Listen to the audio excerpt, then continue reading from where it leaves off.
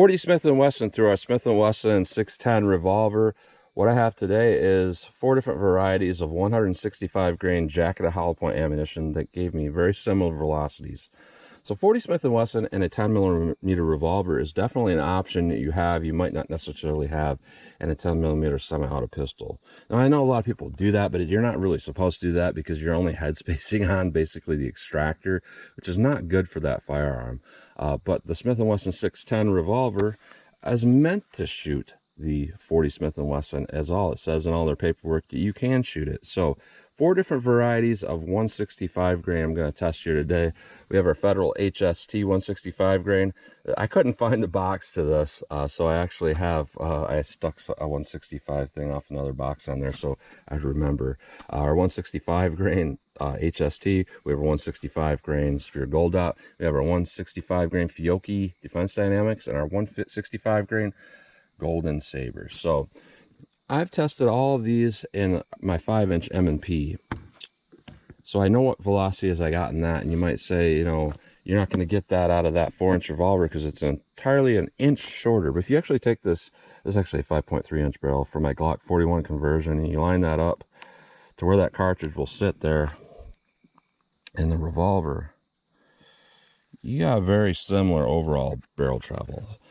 So 40 Smith & Wesson and a 610 revolver, you absolutely have to use the moon clip, because if you take and you put a cartridge in there, I'm going to try to put a 10 millimeter in here to show. You can shoot both with the moon clip, but you can only shoot the 40 Smith & Wesson with the moon clip. You can shoot 10 millimeter without a moon clip. It had spaces on the case mouth, but if you take a 40 Smith & Wesson and you try to put that in there, it's too short, so the firing pin can't hit that. So anyways, I want to see what all these will do for me in our ballistic test through the revolver. So I'm going to go through the chronograph, see what kind of velocity and accuracy we get at the same time. Then I'm going to do our 10% clear ballistic test. I'm going to go into our real world simulation only because I have 4 different shots here that I'm going to take. So we have 4 layers of denim on this first 3-inch piece that represents our pectoral muscle of clear ballistics. Then I got a 1/4-inch medium density fiberboard to represent hitting ribs or sternum, and to the clear ballistics block. We'll see how these all compare. Then I am going to shoot at the steel target to see what kind of practical accuracy I can get with these. So let's get started with this test. All right, I'm going to try to fire 1 round over the chronograph. It's not a perfect science because I'm only going to be really comparing 1 shot versus the averages I got, but I just want to see overall really quick, you know, how these compare. So our Fiocchi Defense Dynamics is our first shot here. I got 1,092 feet per second through the 5-inch M&P. Let's see what I get here in our 4-inch revolver. See how close we get to 1,092. 1,090, so really not much velocity loss at all. Next up we have our Spear Gold Dot here. And what I got with that in the past through my 5-inch M&P was 1,109 feet per second. Let's see what we get here in our revolver. Again, not much velocity loss, 1106. Next up, we have our Federal HST, and what I got in the 5-inch M&P pistol was 1,081. Let's see what we get for our 4-inch revolver. More velocity. Interesting. 1128. That's very surprising. Next up, we have our Remington Golden Saber. I actually put black marker on this because sometimes these brass jacketed bullets want to have a hard time reading. And it is hard to reload a moon clip once you've fired a couple rounds out of there. So there we go. So our Golden Saber, we got 1,088 in the 5-inch M&P. So let's see what we get here. 1,077. Again, not much velocity loss. So we can see that there's not a big difference there. I think part of that is because, you know, our cases are a little bit shorter at 40 Smith & Wesson, so they're backed off a little bit. So you actually do get a good amount more than 5 inches of barrel travel, bullet travel, cylinder travel, all of that. So I think there's probably cylinder gas loss, but it all equals out. So we're pretty much, I can pretty much say we're getting what our 5-inch M&P got for velocity. So very interesting. Let's try our ballistics gel block and see how these all compare. All right, we're going to do our 10% clear ballistic test through our real world simulation. No particular order, just whichever way I loaded these in here. I wasn't paying attention. So first up, we have our Remington Golden Saber. Let's see how this does through our 4 layers of them, 3 inches of clear ballistics, 1/4 inch MDF real world simulation. Remington Golden Saber. Let me set that back up. We'll hit it with something else. All right, next up happens to be our Fiocchi Defense Dynamics. So let's see what this does. All right, let's go take a look before we move on.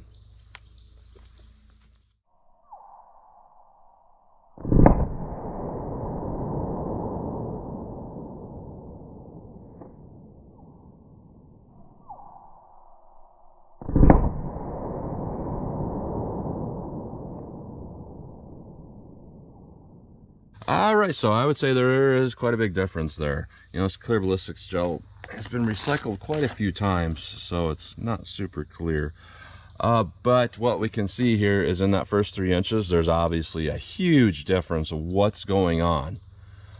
Our Remington Golden Saber, massive expansion in that first 3 inches. It went through that really large. And then we can see here with that Fiocchi, we had no expansion whatsoever. So what we got with our Remington Golden Saber, you know, I'm very impressed with this, seeing this. We didn't have any bullet creep out or anything under a few shots under recoil. We have adequate penetration of about 13.5 inches. You might say that's not a lot, but if you actually look at the old stopping power charts from the early 90s or so, this is exactly what they got there. The 165 grain Golden Saber, about 13 inches. And it was something like 94% one-shot stop. It's a fantastic round. It might not penetrate a lot through every situation, but if you can make a shot with one of these, it's a good cartridge. So I thought I'd make a mention of that. Now when we look at our Fiocchi, we're at 22 inches of penetration.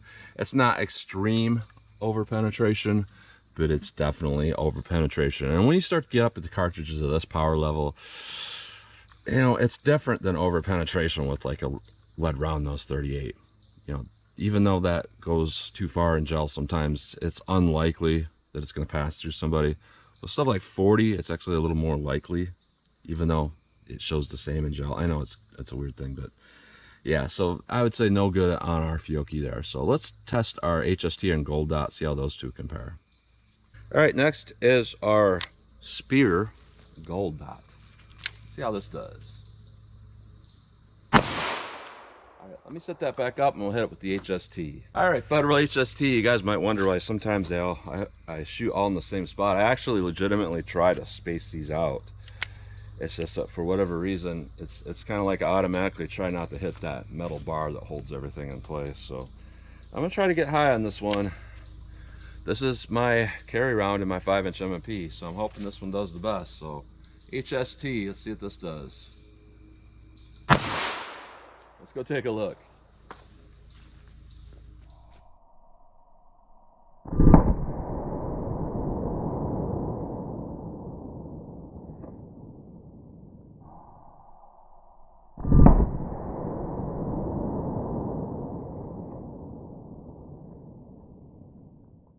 All right, so some very interesting results. When we look at our MDF here, both of these had very big expansion when it hit the MDF.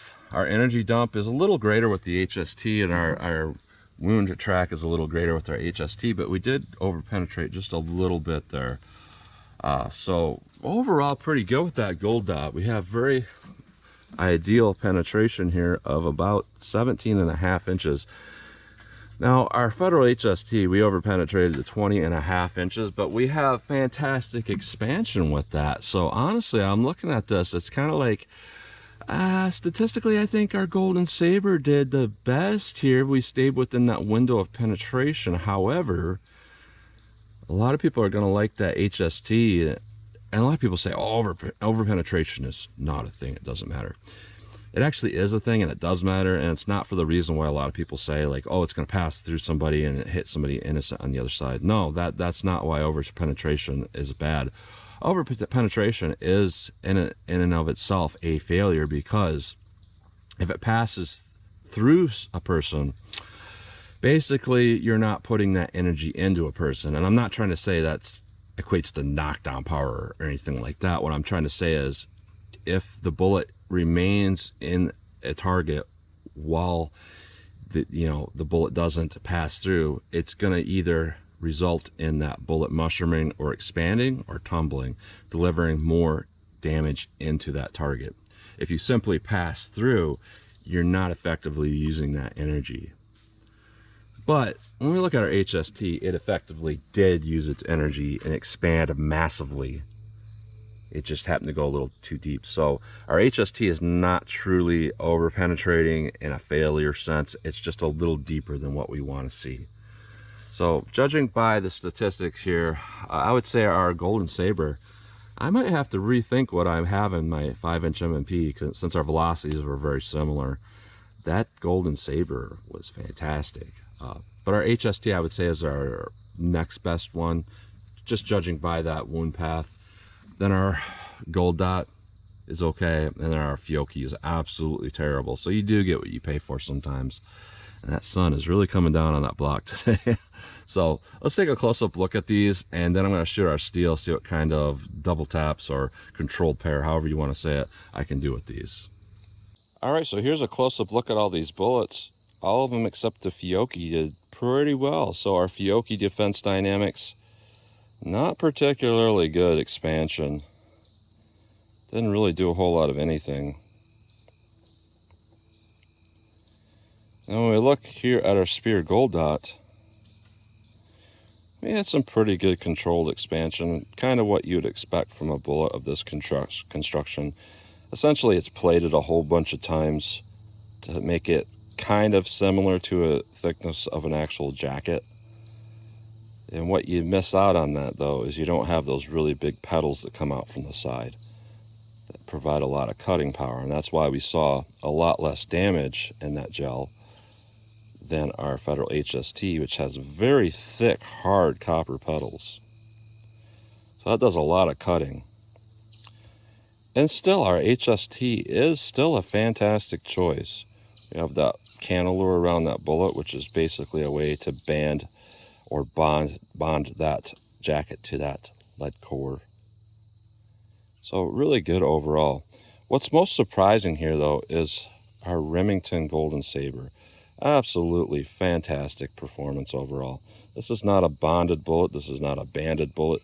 This is really a first generation hollow point for law enforcement where, as a result of the FBI shootout, companies were looking for better options. And this was a pretty good choice because instead of using a copper jacketed bullet, they're using a brass jacketed, which is harder than copper. So it can defeat barriers pretty well, but it can still expand really well. So judging from this test, I'm kind of reconsidering what I keep in my M&P pistol from this HST, which is still a good choice, to thinking maybe something like that. Because that Golden Saber, even though it's an old design, that did pretty darn well. And our Gold Dot, pretty good, but not great. And obviously our Fiocchi bad. So overall, that's a close-up look at those bullets. All right, so I'm about 12 yards from the target. I'm just going to see what kind of recoil control I can get with some controlled pairs and whatnot. I just want to mention something here. To some of the guys that were saying that the misfires I had in this revolver, that when I was shooting 2020 production ammo, was due to my firing pin not hitting hard enough. Some of this ammo, I just about pierced the primers with these 40 Smith & Wesson rounds. That hammer is hitting that firing pin very, very hard. So I just wanted to make a mention of that. So I want to see what kind of controlled pairs I can get here, recoil control and all that I can get. So I'm going to fire 2 of each of these and just kind of see how they feel for me. So first up, we have our Federal HST. I'm going to fire a couple, see how these do. Very controllable shooting a full powered 40 out of a heavy revolver like this. A lot more control than out of that M&P pistol. Next up, we have a couple of these Fiocchis. Let's see how these things do. Actually, a little more snap to that. Kind of weird. It threw me off target. Felt kind of weird. Next up we have our Spear Gold Dot. There are a couple of these here. It's about pretty good. And then we have almost pierced primers again. A couple of the Remingtons here. Honestly, that Remington actually had the least recoil out of all these things here. So I have a few more of these Fiocchi rounds. They didn't do particularly well, but I want to back up and see if I can hit the target from some distance just for fun. Then we'll talk about this ammo. All right, 75 yards from the target. I have to mention this every time. It's just for fun. I'm not telling people to train from this distance. I just like to do it just because it's fun to do. So I do have some of these Fiocchi Defense Dynamics, and I have some Spear Gold Dots. So I want to see how these things will do for me from 75 yards. See if I make any hits at all. See how these things feel for me. Fiocchi first.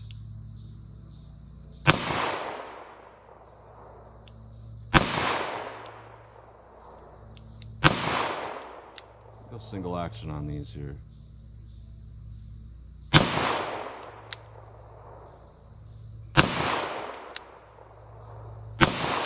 Alright, so I have absolutely no idea where those are going. I couldn't see any impacts at all, so terrible with that, but this is just for fun. Now our Gold Dot, a little better quality ammo, but that doesn't necessarily mean it's going to shoot through this revolver very good.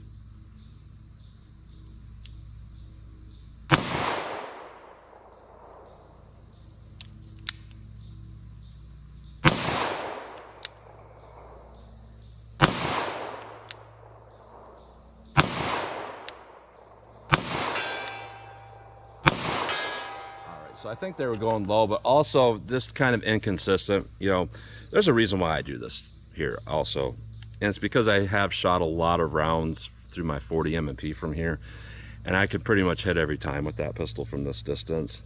With this, I'm seeing impacts to the right, impacts to the left. And I just wanted to see, you know, is this ammo consistent from this distance? And it looks like it's not really. It could just be the revolver, but that is kind of the point here. How does 40 Smith & Wesson do through a revolver? And I'm going to say, you know, it's not as good as 40 through a semi-auto pistol overall, because our accuracy opened up quite a bit at this distance here. But at more closer combat distances, everything shot pretty good overall. Accuracy was decent enough.